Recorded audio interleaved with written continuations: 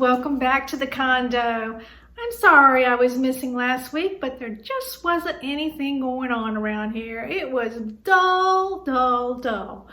Everybody was getting ready for the 4th, and there just wasn't anything to do a video about, and I didn't want to bore you.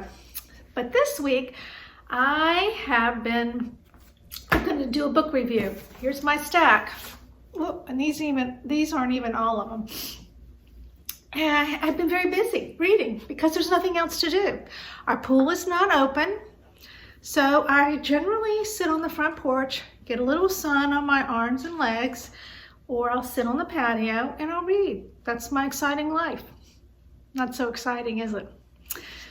Nothing to shop for. Stores don't have anything. Our Michael's has a sale, but it ain't worth going for. So you just sit back, enjoy the peace and quiet, and you read. So we're gonna do it's gonna be a quick review because I have so many and I don't want this, and there's like 2 missing. I don't want to make it real long. And Shelly's coming over and we're going to lunch, so I gotta get this filmed. So I'm gonna set these books down and we'll get started. The first book I'm gonna talk about is the Liz Talbert series, Lowcountry, Boondoggle. All her books say Lowcountry and start with the B, like Boneyard, or I can tell you, this is her 9th book. They're really, really good. Lowcountry Boil, Lowcountry Bombshell, Boneyard, Bordello, Book Club, Bonfire, Bookshop, Boomerang, and Bodello. Boondoggle. Anyway, this book is written by a lady named Susan Boyer, and Shelley and I met her. She came to a little independent bookstore in Monroe to do a book signing, so we got to meet her and talk to her. And it's really light reading, but it's fun. It takes place on a fictitious island, Stella Morris, and I think she told us it was named after the Catholic Church, Stella Morris, that's on Sullivan's Island. But this island is just beyond Isle of Palms, and you have to take a ferry to get to it in the book. It's about a lady named Liz and her husband, and they own a private investigative company. And each book solves a different mystery that's going on. And her brother is the police chief for Stella Morris. Her best friend Sonny's the police chief in Charleston. And Liz, the main character, has a friendly ghost who was a girlfriend of hers that passed away. She drowned when she was 17. And she is always there to protect Liz and the people of Stella Morris. So I'm not going to tell you what the book is about because you got to read it. But it's really good. Another mystery she solves. And it's like 250 pages. You can read it in a day. It's funny. It's light reading, but it's fun solving the mysteries. And this writer makes you feel like you're right there in Charleston or on this island. And it's really good. Worth a read. Okay. The next book, let's see. I'm going to do this book by, I think I was reading this when I was at the beach last time.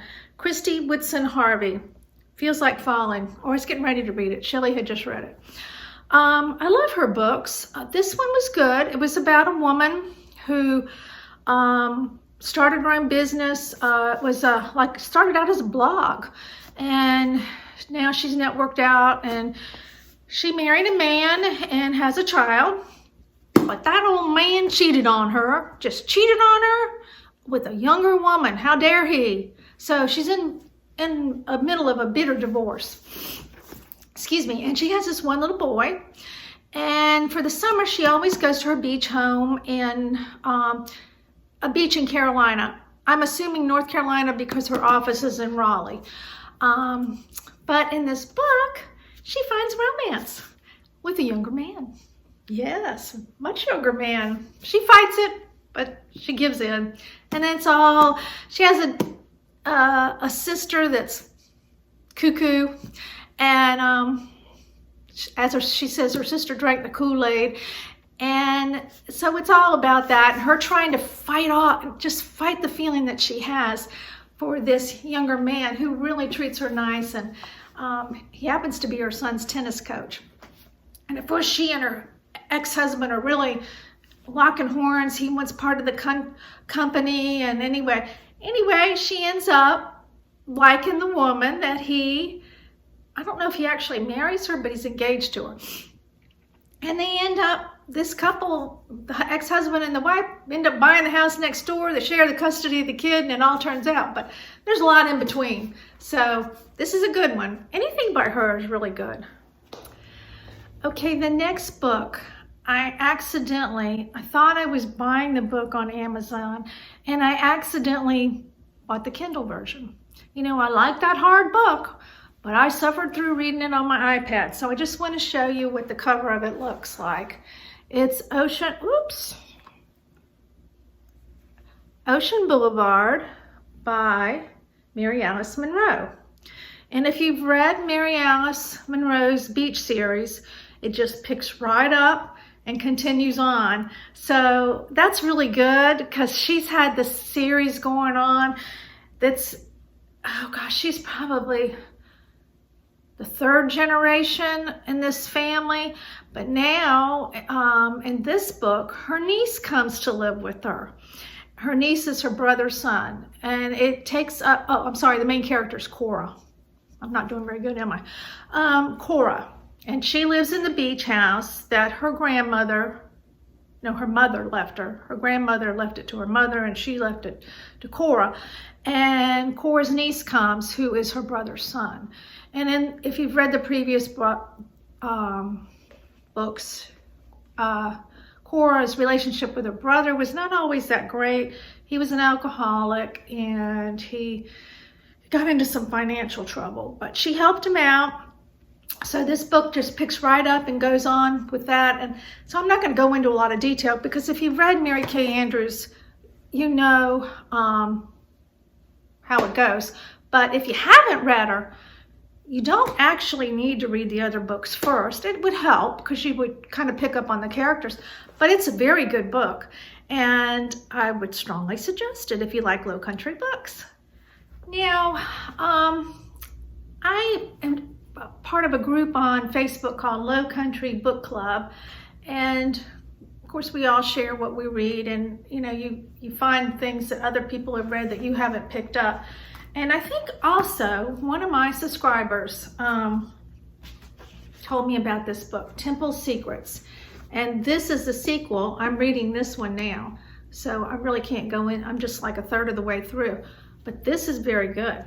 And when you see the title, you think Temple Secrets, is it like a church or what is it? Temple is the family's name. They live in Savannah, and the matriarch of this family, Iris, is, let me just say, a bitch. She's very demanding. She lives in a big old house.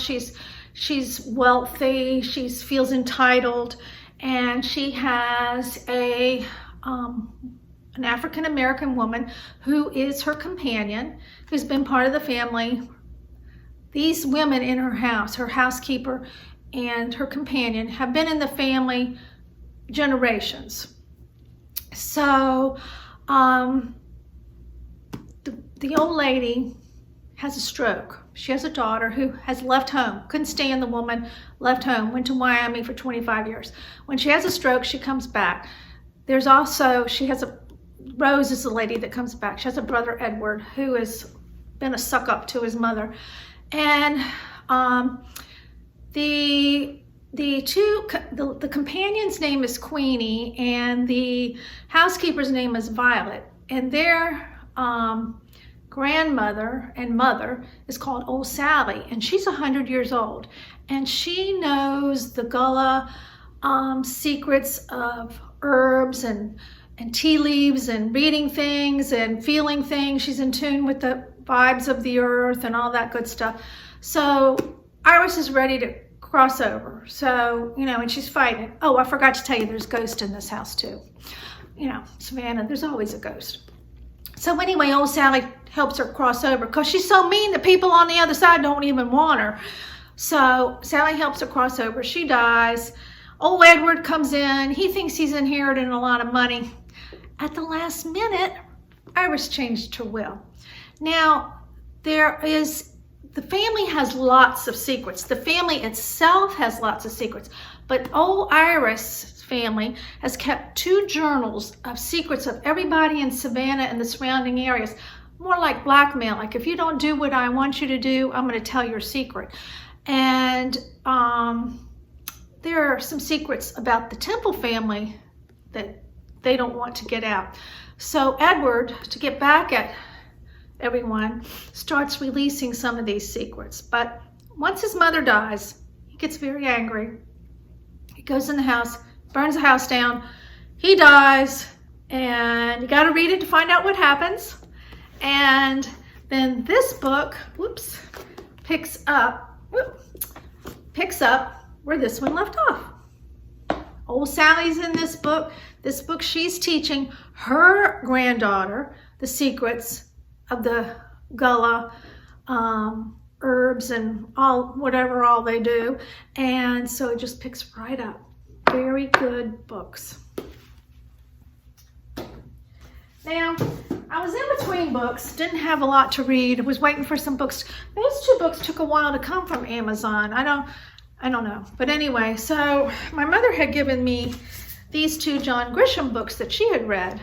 So I read them, I like them. It's not it's different. I have to switch gears. I need to branch out is what I need to do. But anyway, I read this one. This one, it was good. It's about the fraud in nursing homes, nursing home frauds. And the character in this story is trying to uncover the fraud. This conglomerate of nursing homes is, this is interesting, getting some medicine from China that's illegal, giving it to stroke patients who can't respond and complain in order to prolong their life so that this nursing home facility can collect the money for these people just taking up space. So this book is how that's all unraveled. So that was good. And the next book, this one I liked a bit better, The Guardian. This is about a man who works for a nonprofit called The Guardians. He is a lawyer. He's also an Episcopal priest. And he helps, they get cases for people who have been convicted of a crime and serving long sentences for a crime that they did not commit. And these people that are in prison, this particular guy he's working on, there was no DNA available. So he accepts these cases. He's got some auxiliary cases going on in here, but the main case, it was a drug thing. And this man, he was an African-American man. He was framed for the job for killing this lawyer. He didn't do it, but the police framed him. I mean, it really kind of follows along with what's happened in today's times, but it's really good. I'm not going to tell you what happened if he got out of jail or anything like that, but I like this one. I liked it better than the other one, actually. Okay, the next one is 28 Summers, hot off the press, Elin Hilderbrand. Great book. I've read everything she's written. You will not be disappointed. It takes place in Nantucket. Most all her books do. This is about a woman, and there's a theme in all these things. Women inherit cottages. I don't know. I haven't inherited a cottage. Come on. But anyway, her aunt leaves her a beach house in Nantucket. And so she goes there to live. She had lived in New York, and it just wasn't for her. She couldn't find the job she wanted or anything, so she goes to Nantucket. Her mother and father live, she's from Maryland, I believe. Her parents live in Maryland. She has a brother. And she goes to this cottage, and in her past, there is a guy that she met he was her brother's roommate. And she was just attracted to him over the phone. He had a nice voice and all. Anyway, her brother comes and brings his friends to the beach cottage because her brother's getting married and he's calling it his bachelor party. Well, she's very attracted to this man. And they develop a relationship. But then after this weekend, it's Labor Day weekend, they all go their separate ways, they go home. But every year on Labor Day weekend, this man comes to the island and they have their 3 days of romance. And this goes on 28 summers. They never marry. She would love to marry him. She does have a child by another man. You have to read it to find all that. He marries another woman who is very ambitious and running for the Senate. And she kind of finds out about this little liaison going on. But this love is so strong. And, anyway, it's a good love story. Now, each chapter is a summer. Or they're not really chapters in this book, but each section is a summer. And the chapter may tell you what happened during that year, like she has her baby. I can't even remember the main character's name. I read so many books, honest to Pete, when I close Mallory. I forget their names. Mallory has a baby by her brother's best friend.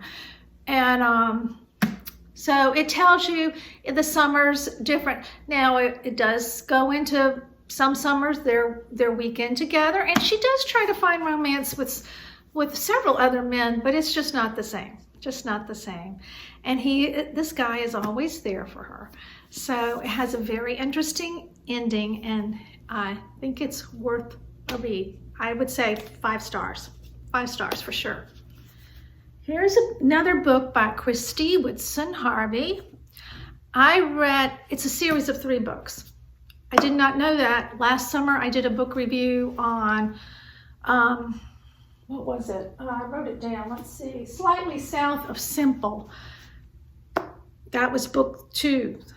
This is book 3. Book 1 is I knew what it was. The Secret of Southern Charm. And my neighbor has that. And all in my books. That's why I like books, because you can pass them around. But it's a series of 3 books. This lady has 3 daughters. So each book it's about the family, but it also each book features the life of one daughter and what's going on. They also live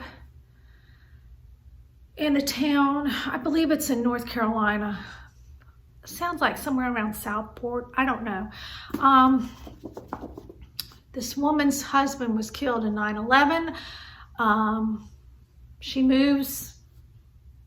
He did not have life insurance. He had a little gambling problem. You know, these men have a little gambling problem, a little cheating problem. You know, same thing. So she moves down there to either North Carolina, South Carolina, I don't remember.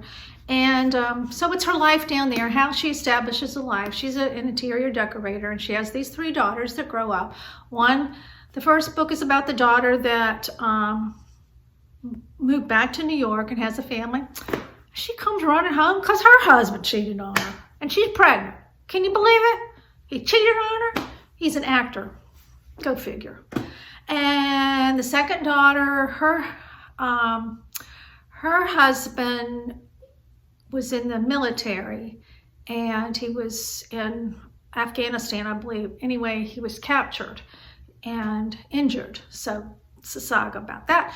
And the third daughter is an actress, and she lived in California. She comes home. She is engaged. She's going to marry this guy that she's known for a long time, and doesn't work out. But the mother in this book, her name is Ainsley, she reconnects with old romance, one she had in high school. And I don't know if you remember, you probably don't remember when I told you the book, but anyway, this woman, the man she married to that was killed in 9/11, they couldn't have children, or they didn't think that they could. So she hooked up with the old boyfriend and got pregnant twice. So the first two daughters are by the old boyfriend. Then surprise, surprise, she has a Emerson by her husband. So the girls know that they don't have the same father, but they think it's a sperm donor. But in the process of these books, she hooks back up, I sound like a teenager, with this guy that she knew in high school who was the father of her children and also the great love. Boy, I think we went through that story in another book. See, that's why these books, I have a hard time remembering because they just, they cross over so much. And in the very last book, this book, I don't know if you can see the title, The Southern Side of Paradise, the girls learn the truth and how they learn it and what happens. It's really good. It's a good conclusion to this series. It's a good series. It's light reading, but it's enjoyable. It really is. I recommend these. Very good. And I have one more book. I saved the best for last. This book, I do not have the book to physically show you. I loaned it to my mom, and she read it, and she really enjoyed it. I just haven't gotten it back. So I'm going to show you on my iPad. Before We Were Yours. It's by Lisa Wingate. It is not a Lowcountry book, but it does take place in the South. And I'm going to give you the briefest of summary because there are so many twists and turns in this book. But it is about a family, a very poor family. The setting is 1939. They are river gypsies. They live on a houseboat on the river. There's 4 children, the parents. And the mother is expecting twins, and she goes to the hospital, has the babies, but she's told the babies have died. And meanwhile, in another hospital somewhere, a girl is giving birth to a baby, and she had a very difficult birth. And they give her something to knock her out, like I don't know, whatever they gave back in the 1930s, some happy gas or something. And she wakes up and she has this baby. What happened? Baby missing, she has a baby. So it's the story of these children's lives. Now, in 1939, it was, the Depression. And in Tennessee, there were a series of children's homes called the Tennessee Children's Homes. And I think the very interesting thing is my next door neighbor was in a Tennessee children's home. She was in the 60s when it wasn't so bad. But while the parents at the hospital supposedly giving birth, the authorities came and took these children and took them to the home. And the woman that ran the home is a real person. Her name is used. I don't remember what it is, but that's the only part of the story that's true. She ran these homes for a profit because she sold these children. The baby that they thought died, that went to somewhere else, she got a little money. The children went to this home. A couple of the siblings were adopted out. She got the money. So it's a story of their lives and what they went through. And it was very sad, and how they persevered and how they got back together. Now, one of these ladies married a very wealthy man, and her family did, her family did not know that any of this happened to her, they didn't know. And then she died. So the crux of the story is her daughter, it's either her daughter or her granddaughter, I can't remember which, is trying to uncover and piece all these pieces together. But it's how these kids just found each other in their adult lives, and the story behind it. It's very good. I would give it a 5-star for sure. Even though, it's not a Lowcountry book or anything like that. It does take place in Tennessee. So there's a little Southern stuff going on, So that's all I have. I'm running out of books to read. These authors are not writing fast enough for me. I've got one more book, a Wendy Wax book that belongs to Shelley, and she's going to bring it to me. So I don't know what I'm going to do when I run out of books. I guess I'm going to have to read some real serious literature. But I hope you enjoyed the book review. I hope you will pick up some of these books and read them. They're all on Kindle. I'm sure you can get them from the library as well. You know, I just like to have that real book. So I think Shelly and I are going to the beach this weekend. So maybe you'll see Shelly and Sandy if there's something happening down there. You know, we'll take Ticket to Ride with us and be playing some games and sit on the beach and, you know, observe the people. Yes, sir. We have to observe what's going on, you know. So I hope you come back, see what's happening, and I'll see you next time. You guys take care and stay safe. Bye-bye.